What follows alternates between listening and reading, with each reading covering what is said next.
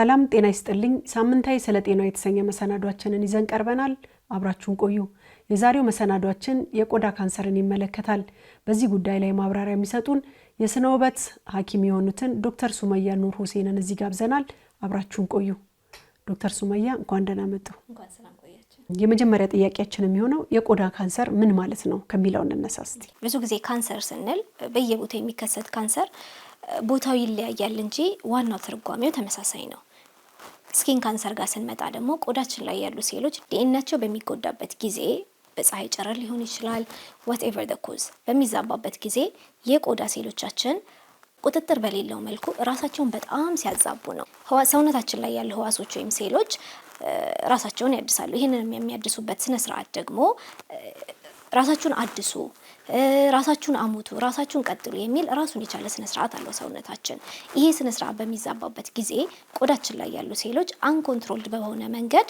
በጣም ይባዛሉ ይዛባሉ በሚዛቡበት ጊዜ ይሄ ኖርማሊ የነበረው ሴል ወደ ካንሰር ሴል ይቀየራል ማለት ነው የቆዳ ካንሰር ማለት ምን አይነቶች ናቸው ያሉት መንስኤዎቹስ ምንድናቸው ብለን እንወስድ በቆዳ ህክምና ውስጥ የቆዳን ካንሰር በተለምዶ 3 አይነት ናቸው ስኩዌመስ ሴል ካርሲኖማ ቤዘል ሴል ካርሲኖማ እና ሜላኖማ እንላቸዋለን ቤዘል ሴል ካርሲኖማ ጋር ስንመጣ በጣም የተለመደው የካንሰር አይነት ሲሆን ይሄ ደግሞ ብዙ ጊዜ የሚከሰተው ለፀሐይ ጨረር የሚጋለጡ የሰውነት አካላቶችን ላይ ነው አንገታችን ላይ ፊታችን ላይ እጃችን ላይ ለፀሐይ የሚጋለጡ ፓርቶች ላይ የሚወጣ የካንሰር አይነት ነው ይሄ ደግሞ በተለምዶ ቀስ ብሎ የሚያድግ የካንሰር አይነት ነው ብዙ ጊዜ ሰው ያየዋል በጊዜ እንትን ከተባለ ቶሎ ድኖ ወደ ኖርማል ህይወቱ ሰውም ይመለሳል ሁለተኛው ስኩዌመስ ሴል ካርሲኖማ የምንለው ብዙ ጊዜ ሻካራ አይነት ወይም ደግሞ ስር የሰደዱ ቁስሎች ጋር ተያይዞ የሚከሰት የካንሰር አይነት ነው ይሄ ደግሞ ኢትዮጵያ ላይ ብዙ ጊዜ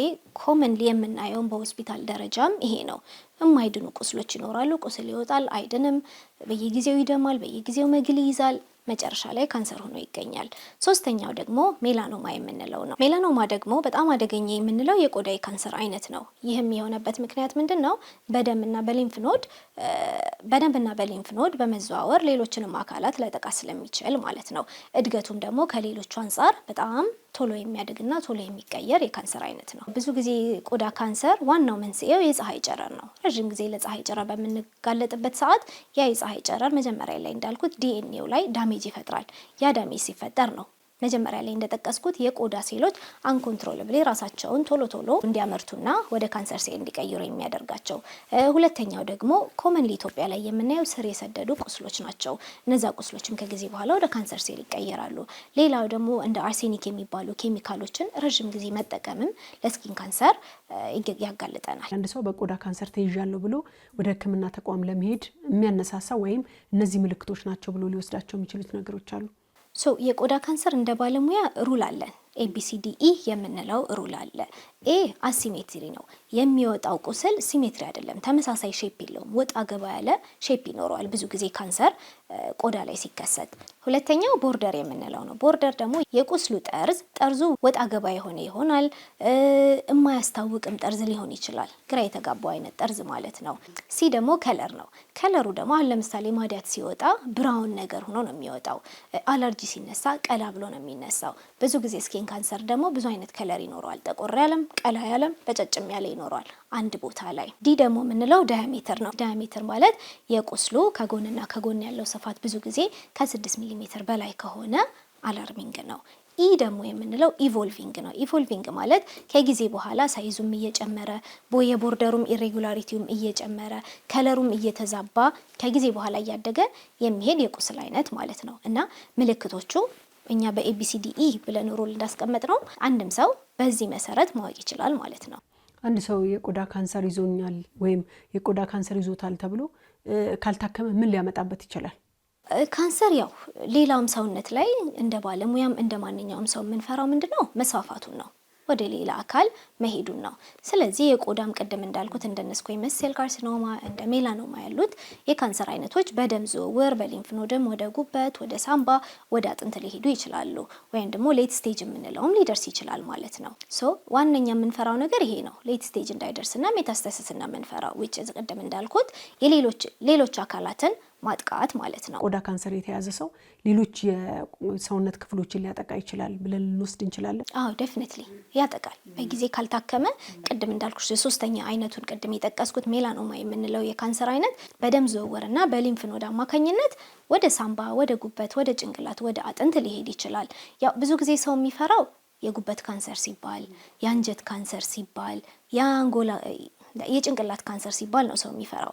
ኢኳሊን ግን ስኪን ካንሰርም የመሰራጨት እድሉ ከፍተኛ ነው። በእኛ ሀገር ለምሳሌ የቆዳ ካንሰር የተለመደ ህመም ነው ተብሎ አይታሰብምና አሳሳቢነቱ በምን ደረጃ ላይ ብለን ልንወስድ እንችላለን?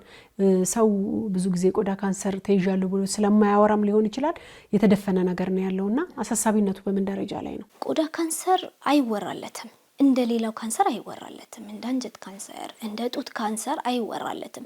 ይሄ ደግሞ ህብረተሰቡ ጋር ምን ፈጥሯል? ግንዛቤ በጣም እንዲያንስ አድርጓል። ህብረተሰቡ ጋር ቁስል ሲወጣ ይሄማ በጤና አዳም ይድናል፣ አረ ይሄማ የቆዳ መድረቅ ነው ቫዝሊን ተቀባው፣ ይሄማ ማዲያት ነው የሚመስለው፣ ይሄማ እንትን ነው እየተባለ በጣም ኢግኖር የሚደረግ ነገር ነው እና በጣም የግንዛቤ ማነስ ብዙ ጊዜ የቆዳ ካንሰር ቶሎ የሚድነውን ግን ምንድነው ሌት ስቴጅ ነው ብዙ ጊዜ የሚመጣው።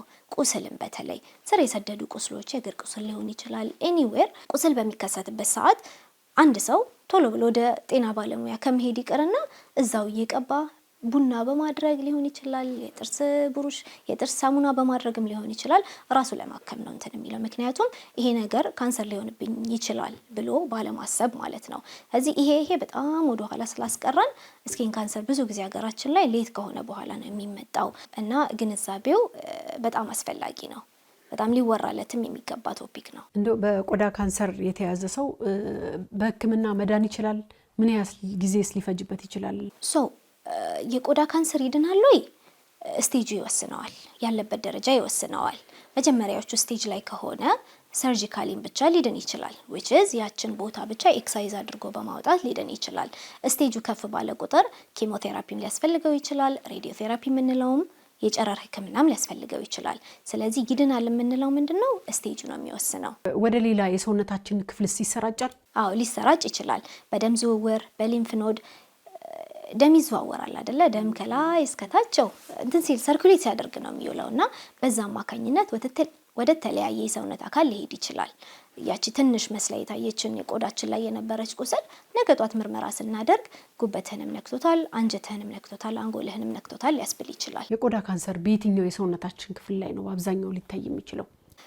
ብዙ ጊዜ ያው ቤዘል ሴል ካርሲኖማ ከሆነ ለፀሐይ በሚጋለጡ የቆዳ ክፍላችን ሊሆን ይችላል። ፊታችን ላይ ጃፖኒ በብዛት የምንለብስ ከሆነ ደግሞ እጃችን ላይ፣ ደረት ላይ፣ ጀርባ ላይ ምናምን በጣም ኮመን ነው። ስኮይመስ አይነቱ ደግሞ ከሆነ ያው ቁስልን ነው ፎሎ የሚያደርገው። ስለዚህ ቁስል ያለበት ቦታ ላይ ሊከሰት ይችላል። ስለዚህ ይሄ ነው ተብሎ ስፔሲፊክሊ እዚህ ቦታ ላይ ነው ማለቱ ከባድ ነው። በአብዛኛው የሚያመጣው ነገር ፀሐይ ነው ወይም ይሄ ነገር ነው ብለን ልንወስንለት እንችላለን? አዎ ዴፊኒትሊ ፀሐይ ዋነኛው መንስኤ ፀሐይ ነው። ምክንያቱም የካንሰሩ ዋናው መንስኤ ዲኤንኤው ዳሜጅ በመሆን ነው። ዲኤንኤን ደግሞ ዳሜጅ ሊያደርገው የሚችለው በዋነኝነት ፀሐይ ነው። የፀሐይ ጨረር እንደምናስበው ቀላል አይደለም። በደንብ ዲፕሊ ፔኔትሬት አድርጎ የመግባት አቅም ያለው ነው። ፀሐይ እንዲህ በአይናችን ስናየው ቀላል ነው አይደለ? በጣም ቀላል ነገር ነው። ግን ያ ዝም ብለን የምናየው ፀሐይ ግን ዲፕሊ በደንብ ቆዳችን መጨረሻ ላይ ድረስ የመግባት አቅም አለው። ስለዚህ ውስጥ ድረስ ገብቶ ዲኤንኤን ዳሜጅ አድርጎ እነዛ ሴሎች አንኮንትሮለብሊ በደንብ እንዲዛቡ የሚያደርጋቸው ዋነኛው መንስኤ ፀሐይ ነው። እዚህ በዋነኝነት ፀሐይን አንደኛ ደረጃ ልንሰጠው እንችላለን። ፀሐይ ከመከላከል ባለፈ ለምሳሌ የቆዳ ካንሰርን በብዛት ሊያመጡ የሚችሉ ነገሮች ምንድናቸው? ፀሐይን ከመከላከል ባለፈ ለምሳሌ መድኃኒት ሊሆን ይችላል፣ የተሳሳተ አመለካከት ሊሆን ይችላል፣ ሌሎች ነገሮችና ሊያባብሱ የሚችሉ ነገሮች ምንድናቸው? የቆዳ ካንሰርን በዋነኝነት ፀሐይ አለ እንጂ ሙሉ ለሙሉ ብሌሙን አይወስድም ፀሐይ። አንደኛ ኬሚካል፣ ረጅም ዓመት ለምሳሌ ብሊቺንግ ክሪሞችን መጠቀም። እነዚህ ብሊቺንግ ክሪሞች አርሴኒክ፣ ብዙ አይነት ጎጂ የሆኑ ኬሚካሎች በውስጣቸው አሉ። እነዛ ኬሚካሎች በጊዜ ሂደት ምንድነው ያው አብዞርብ እየተደረጉ ዲኤንኤን ዳሜጅ የሚያደርጉ ናቸው። እዚህ ረጅም ጊዜ የማይሆኑ ፕሮዳክቶችን መጠቀምም ለካንሰርም ተጋላጭ ያደርገናል። ሌላው ደግሞ ጄኔቲክ፣ በዘር ወይም በቤተሰብ ስኪን ካንሰር ካለ ያሰው የመጠቃት ቻንሱም ከፍ ያለ ነው። ለኔ ጥያቄን ጨርሻለሁ።